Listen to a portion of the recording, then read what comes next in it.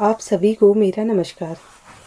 उत्तराखंड मुक्त विश्वविद्यालय के सामुदायिक रेडियो हेलो हल्द्वानी में आपका स्वागत है। मैं पुष्पा बुदलाकोटी हिंदी विभाग से आज आपको आधुनिक काल के गद्य लेखक भारतेंदु हरिश्चंद्र द्वारा रचित एक बहुचर्चित हास्य प्रधान नाटक अंधेर नगरी की समकालीन परिदृश्य में क्या प्रासंगिकता है, इसकी समीक्षा संक्षिप्त रूप में प्रस्तुत की गई है। जैसा कि आप सभी साहित्यकार भारतेंदु हरिश्चंद्र नाम से परिचित है, ये एक सामाजिक समर्थक व चिंतक थे। हिंदी साहित्य के जगत में हिंदी भाषा को समृद्ध कर एक लोकप्रिय भाषा बनाने में इनका महत्वपूर्ण योगदान रहा है। भाषा की सार्थकता को ये इन शब्दों में बयां करते हैं। निज भाषा उन्नति अहें, सब उन्नति को मूल, बिनु निज भाषा ज्ञान के मिटत नहीं के सूल। अर्थात उनका मानना है अपनी भाषा की उन्नति ही सब प्रकार की उन्नति का मूल मंत्र है। इनके नाम पर हिंदी कविता के एक कालखंड का नाम भारतेंदु युग नाम से प्रकाशित है। इनके व्यक्तित्व के बारे में कहा गया है कि ये बहुत दानशील प्रवृत्ति के व्यक्ति थे। इनके पास जो भी व्यक्ति सहायता मांगने आता उसे कभी खाली हाथ नहीं लौटना पड़ता था।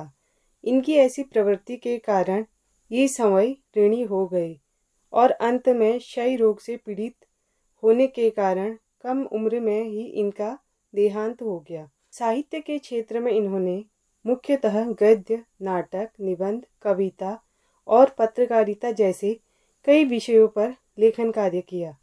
इन्होंने हिंदी साहित्य के विकास क्रम में आधुनिक समाज की समस्याओं पर प्रकाश डाला है, जिसमें मुख्य रूप से समाज सुधार, राष्ट्र प्रेम, समाज और संस्कृति, भाषा के प्रति जागरूकता को भी इन्होंने प्रकट किया है। इनकी रचनाओं में प्रायः हास्य, व्यंग और सुधार जैसे दृष्टिकोण शामिल है। आइए अब इस संदर्भ में भारतेंदु द्वारा रचित एक बहुचर्चित नाटक अंधेर नगरी, जिसका प्रकाशन सन 1881 में हुआ है, उसकी समीक्षा की गई है। अंधेर नगरी एक ऐसी नगरी, एक ऐसा स्थान है जहाँ न कोई नियम है, न न्याय व्यवस्था और न सामाजिक व्यवस्था का वहाँ अति अभाव है। वहाँ भ्रष्टाचार, बेईमानी, शोषण, अराजकता, राज अव्यवस्था जैसी समस्याएं उत्पन्न होती है। इस नाटक में अंग्रेजी शासन के दौरान भारत की दुर्दशा को दिखाया गया है। इस नाटक के जरिए लेखक ने विवेकहीन और निरंकुश राज्य शासन व्यवस्था पर प्रहार किया है, जिन्हें कुछ महत्वपूर्ण बिंदुओं द्वारा रेखांकित किया गया है। अंधेर नगरी में सब कुछ विचारहीन व तर्कहीन, बिना कानून व्यवस्था, बिना कोई बात का औचित्य और वहाँ शासक की बहुत लापरवाही और मूर्खता के कारण अत्याचार, लूट और सार्वजनिक कुव्यवस्था जैसी रीतियाँ व्याप्त है। वहाँ खाने पीने से लेकर सभी वस्तुओं का एक ही भाव तय किया गया है। जहाँ कानून और व्यवस्था का कोई पालन नहीं करता, किसी चीज़ का कोई मूल्य नहीं है, उस परिस्थिति को संदर्भित करने के लिए अंधेर नगरी चौपट राजा वाली लोकोक्ति को चरितार्थ किया गया है। इस व्यंग्य हास्य प्रधान नाटक में भारतेंदु ने अप्रत्यक्ष रूप से ब्रिटिश शासन की सत्ता व उनकी कानून व्यवस्था की कमियों को दिखाया गया है, जिसका जिक्र वे इन पंक्तियों के माध्यम से करते हैं। अंग्रेज राज सुख साज सजे सब भारी, पै धन विदेश चली जात इहे अति ख्वारी। नाटक के मुख्य में एक बंगाल के जमींदार को शिक्षित करने के लिए भारतेंदु ने इस नाटक के प्रारूप को एक ही रात में बना लिया था। अंधेर नगरी चौपट राजा, टका शेर भाजी टका शेर खाजा का गुणगान इस नाटक में किया गया है। चौपट राजा का अर्थ है अंग्रेज राज व्यवस्था में प्रत्येक जाति, हर वर्ग के लोगों की कमियों व उनके अंदर मौजूद बुद्धिहीनता, विवेकहीनता को उजागर करना। मुख्य पात्रों का जिक्र भी कहानी में उनके कार्यों के अनुसार स्वतः ही हो जाता है। यह नाटक 6 दृश्यों में विभाजित है। आइए अब प्रथम दृश्य की शुरुआत करते हैं। प्रथम दृश्य की शुरुआत बाहरी परिदृश्य से होती है। जिसमें एक महंत साधु अपने 2 शिष्यों के साथ भिक्षाटन के लिए यात्रा कर रहे हैं। महंत के साथ उनके शिष्यों में एक गोवर्धन दास, एक नारायण दास यात्रा करते हुए एक अजीब शहर अंधेर नगरी में पहुंचते हैं। जब वह वहां पहुंचते हैं तो उस नगर की व्यवस्था व वहां के वस्तुओं की मूल्य में समानता पाते हैं, जिसका वर्णन कुछ इस तरह किया गया है। टके शेर भाजी, टके शेर खाजा। उन शिष्यों के महंत गुरु बहुत अनुभवी, समझदार, रीति नीति में पारंगत व्यक्ति है। गुरुजी अपने शिष्यों को इस तरह की नगर व्यवस्था को देखते हुए यहाँ रुकने से मना करते हैं, लेकिन उनके 2 शिष्यों में एक शिष्य गोवर्धन दास लालची एवं स्वार्थी प्रवृत्ति का होता है, जिस कारण वह वहीं रुकने का निश्चय करता है। तभी महंत जी अपने दोनों शिष्यों को पास के शहर में भिक्षा मांगने भेजते हैं, पर इससे पहले वे गोवर्धन को सचेत करते हैं कि लोभ का परिणाम हमेशा भयंकर होता है। लोभ पाप का मूल है। लोभ मिटावत मान, लोभ कभी नहीं कीजिए यामे नरक निदान। पहला दृश्य यहीं पर समाप्त होता है। अब आगे दूसरा दृश्य बाजार की वस्तुओं से शुरू होता है, जहाँ विभिन्न प्रकार की चीजों का दाम एक समान है। गुरु जी का शिष्य गोवर्धन दास भिक्षा मांगते हुए शहर के बाजार में पहुंचता है। बाजार में बिक्री होने वाली विभिन्न वस्तुओं की कीमत है टके से सब्जी, फल, चूरन, मछली, लड्डू, जलेबी, चावल, चीनी, सब कुछ एक ही भाव है। यह देखकर गोवर्धन दास आश्चर्यचकित होता है, इसलिए वह वहां उपस्थित हलवाई से उस शहर का नाम और राजा का नाम जानना चाहता है। वहां के राजा का नाम जानने के पश्चात वह भिक्षा मांगते हुए उसे कुल 7 पैसे भिक्षा में मिलते हैं, इसलिए वह उन पैसों से 3.5 सेर मिठाई खरीद लेता है। अब वह अपने गुरु और अपने शिष्य मित्र के पास जाता है। वह सोचता है कि सभी आनंदपूर्वक मिठाई खाएंगे। मिठाई खरीदकर वह गाते हुए अंधेर नगरी, चौपट राजा, टके शेर भाजी, टके शेर खाजा कहते हुए अपने गुरु के पास चल देता है। यहीं पर इसका दूसरा दृश्य के बाद तीसरा दृश्य शुरू होता है। तीसरा दृश्य में जंगल का दृश्य है। गोवर्धन दास अपने गुरु के पास जंगल में पहुंच गया है। वह गुरु और नारायण दास के पास इतनी सारी मिठाई रख देता है। यह सब मिठाई देखकर महंत जी उससे पूछते हैं कि उसने इतनी ढेरों मिठाई कैसे खरीदी। उसने गुरु को उसी शहर के बारे में बताया जहाँ टके शेर भाजी के भाव से चीजें बिकती है। यह सब बात सुनने के बाद गुरु उसे सचेत करते हैं। वह कहते हैं, ऐसे अंधेर नगरी में हमारा रहना उचित नहीं है, क्योंकि जिस शहर में गुणी व्यक्ति और अवगुणी व्यक्ति को एक ही भाव या एक ही तराजू में तोला जाए, वहाँ रहना का अर्थ है मतलब मुसीबत को बुलाने के जैसा। अतः गुरु अपने शिष्यों को तुरंत शहर छोड़ने का आदेश देते हैं, परंतु नारायण दास अपने गुरु की बात स्वीकार कर लेता है तथा गोवर्धन दास लालची और स्वार्थी स्वभाव के होने के कारण उसी शहर में रहने का मन बना लेता है। अब महंत जी जाते समय गोवर्धन से यह कहते हुए जाते हैं कि यदि कभी संकट आ जाए तो गुरु को अवश्य स्मरण कर लेना। तभी नाटक में चौथे दृश्य की शुरुआत होती है। चौथा दृश्य अंधेर नगरी के राजा से शुरू होता है। अंधेर नगरी में एक राजा है जिसका नाम चौपट है। वहाँ उसका दरबार लगता है। राजा चौपट अत्यंत बुद्धिहीन, अविवेकशाली राजा है। साथ ही वह मदिरा पान का आदी भी है। वह राज्यसभा में शराब पीकर निर्णय करता है। तभी अचानक उनके दरबार में एक दिन एक फरियादी न्याय की मांग करने आता है। उस फरियादी की बकरी दीवार गिरने से दब जाती है। उसकी शिकायत पर राजा कल्लू बनिया, जिसकी दीवार बकरी पर गिरी थी, उसे राजसभा में बुलाता है। इसके बाद एक एक करके वह कारीगर, चूने वाला, भिस्ती, कसाई और गडरिये से होते होते बात कोतवाल तक पहुंच जाती है। तब राजा ने कोतवाल को फांसी की सजा देने का हुक्म सुना दिया जाता है। उस फरियादी की शिकायत पर राजा ने कल्लू बनिया, जिसकी दीवार बकरी पर गिरी थी, उसे राज्यसभा में बुलाया।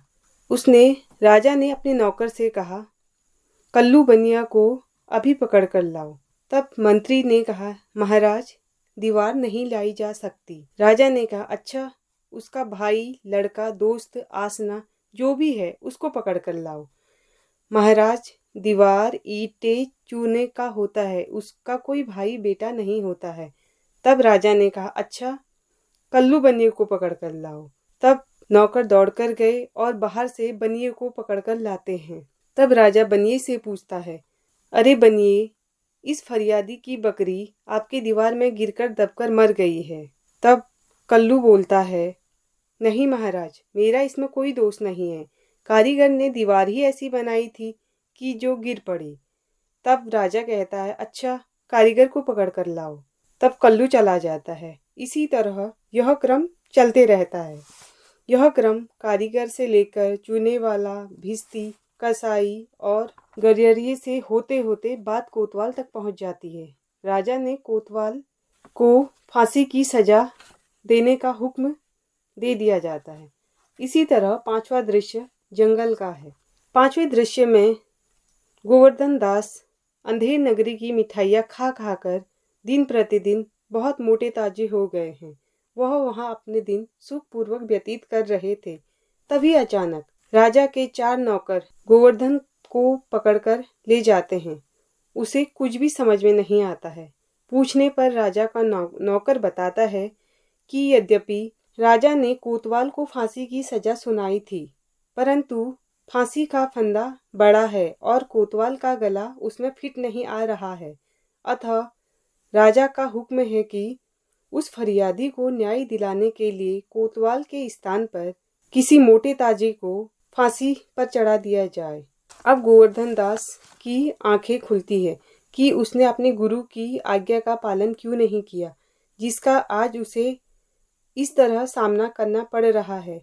इस विकट की स्थिति में बहुत चिल्ला रहा है, गुरुजी, गुरुजी, गुरुजी।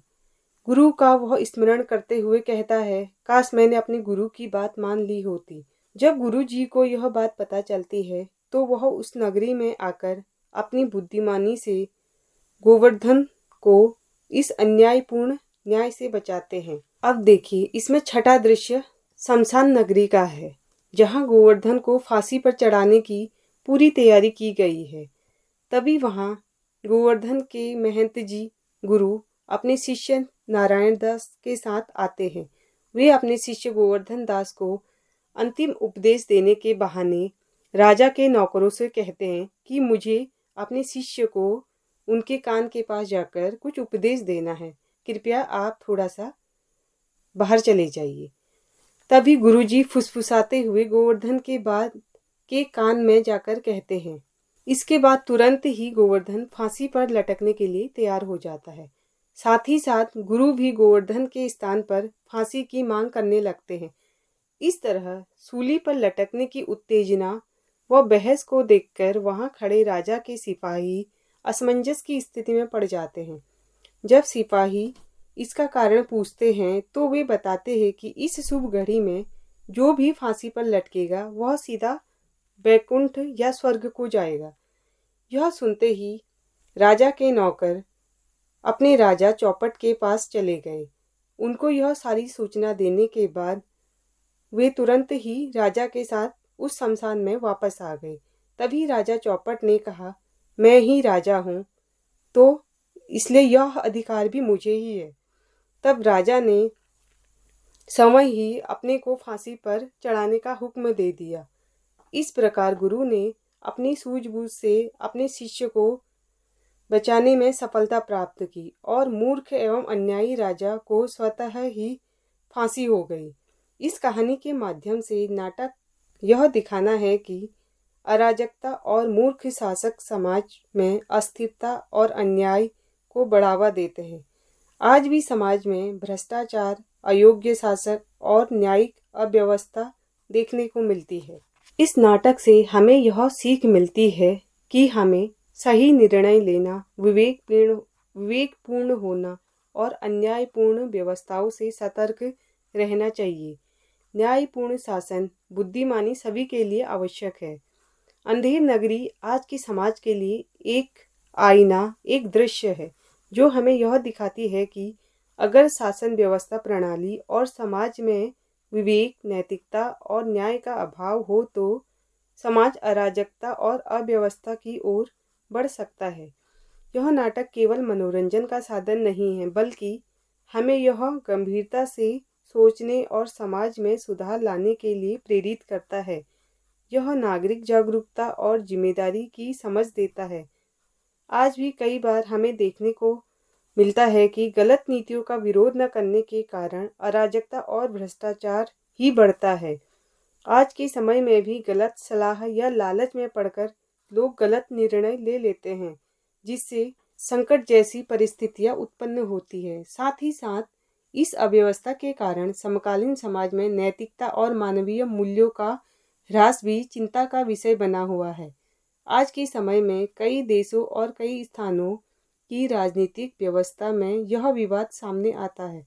जिस प्रकार नाटक में दीवार गिरने की घटना के बाद बिना किसी ठोस कारण के राजा चौपट ने अपनी न्यायिक व्यवस्था में शिष्य गोवर्धन दास के साथ अन्यायपूर्ण व्यवहार किया, उसी तरह आज भी न्याय प्रणाली में भ्रष्टाचार, देरी और पक्षपात जैसी समस्याएं आम हैं। आज के समाज में भी लालच और स्वार्थ ने लोगों को नैतिकता और सिद्धांतों से दूर कर दिया है।